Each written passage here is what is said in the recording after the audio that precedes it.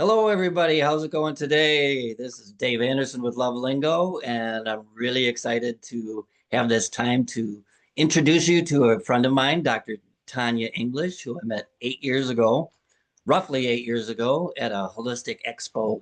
I believe it was in Dubuque, and we'd set up and we were next to each other, and we just kind of clicked and hit it off. And she understood and got the love lingo right off the bat. And I mean, and it's actually because of her that I'm carrying the love link, the Dr. Emoto water books, because she got a few shirts for gifts and she was like, "Oh, I need it. I need 3 shirts and I need 3 books." And I'm like, "I don't have the books."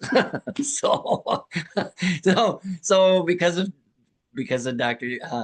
Tanya, I was able to find them and get them and sell them. So, like I said, so I'm excited to spend some time and introduce you and visit with Tanya. And a little bit about Tanya is Dr. Tanya English inspires women to go from grief to grace and find treasures in tragedy. Dr. English has been working for over 35 years in healing, first as a massage therapist, then a chiropractor, and an energy healer. She helps women who have experienced loss at any time in their lives, who are stuck, and to move forward. Dr. English is also an accomplished blues singer, who's she's fantastic. I've seen and listened to her. It's lots of fun. Uh, After experiencing her first child's stillbirth in 1994, she had a profound healing experience through blues music. She then went to practice chiropractor and energy healing for the next 35 years till the present. So that's a little bit about her. And if you get a chance to go listen to her sing some blues, you'll definitely, because you know how I am with my music. The people out there, it's like I love my music, and I mean I love my blues. So I Yeah. guess with Blues is a healer. yes, I guess with anything else there, welcome Tanya. Thank It's you good to so see you much, again. David. I appreciate you so much and what you're doing. It's just a beautiful thing. And I love how you mentioned that I spurred you on to get more books so you could sell the books too. I didn't know that. So that Yeah. was a surprise. That's so great. I love that. You Oh, just never know how you affect people until they yeah. actually tell you. So that's Right. I really mean, and good. it's only taken me 8 years to tell you that, Oh, well, thanks. I appreciate you waiting so long. but it also took me a while to find them too. So, Yeah. So that's really good. My business is called Quantum Healing International. That's my website too, quantumhealinginternational.com.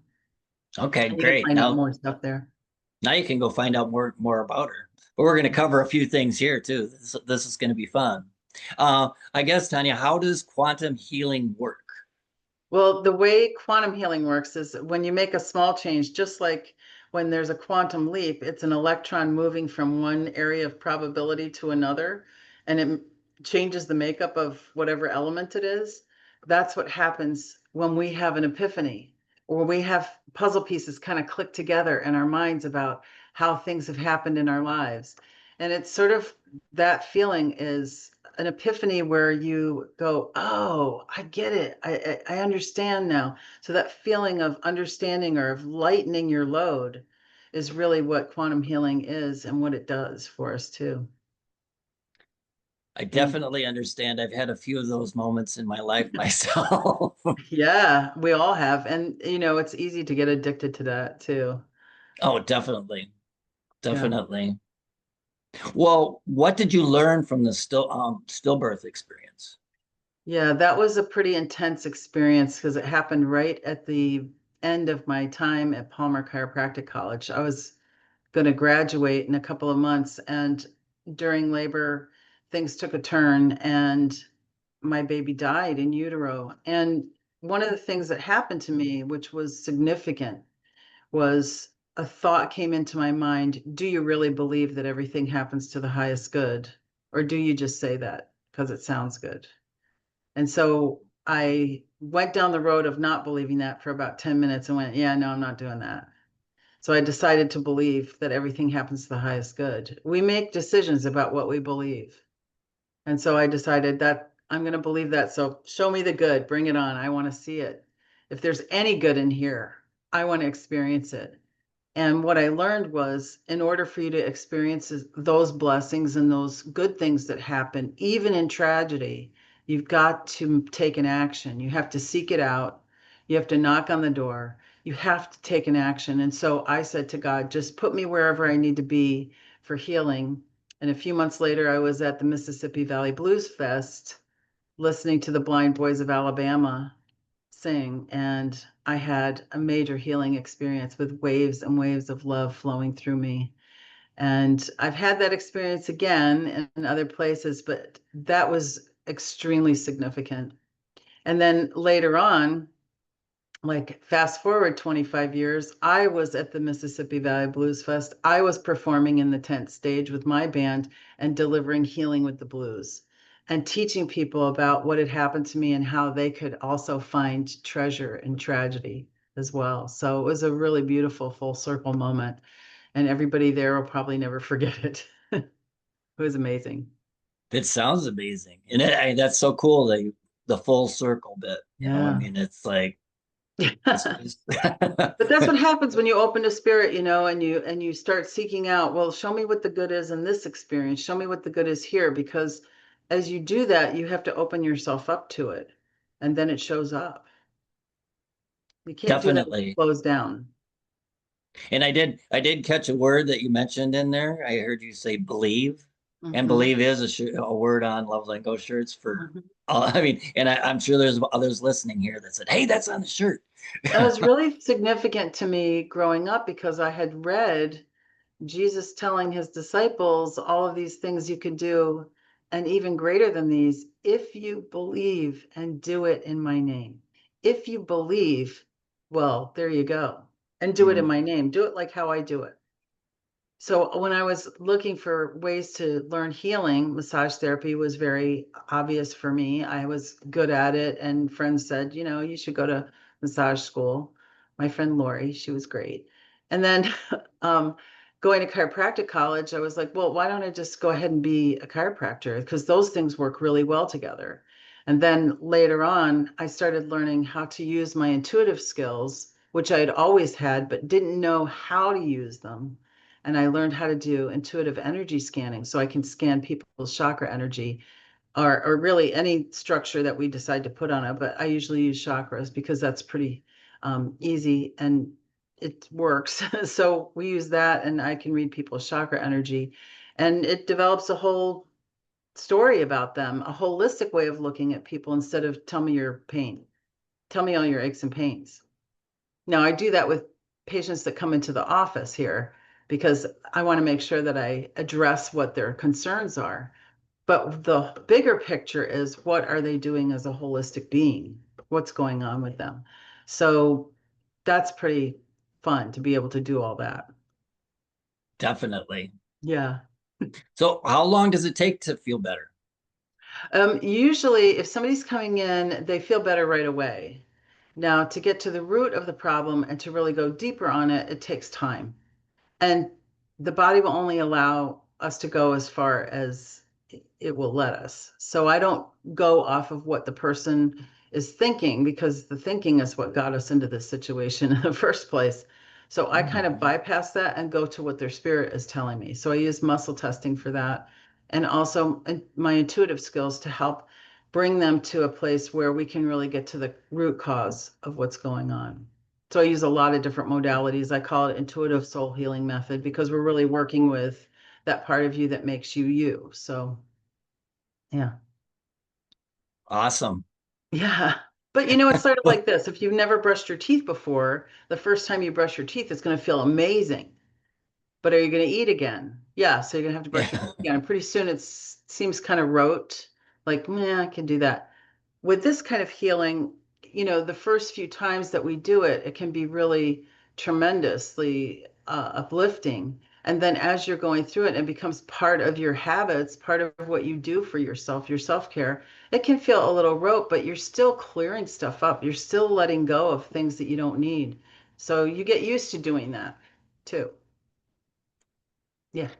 yeah, and it goes the same thing with everything with Reiki and all these kind of things, and people got to realize that Yeah. that it's Kind of like my first Reiki experience was completely Mhm. different to my second or Exactly, because third you'd one, never had that done before. So right. there you go. You have this amazing experience. I remember the first time I got treated by Dr. M.T. Morter Jr., who developed bioenergetic synchronization technique. We call it BEST for short.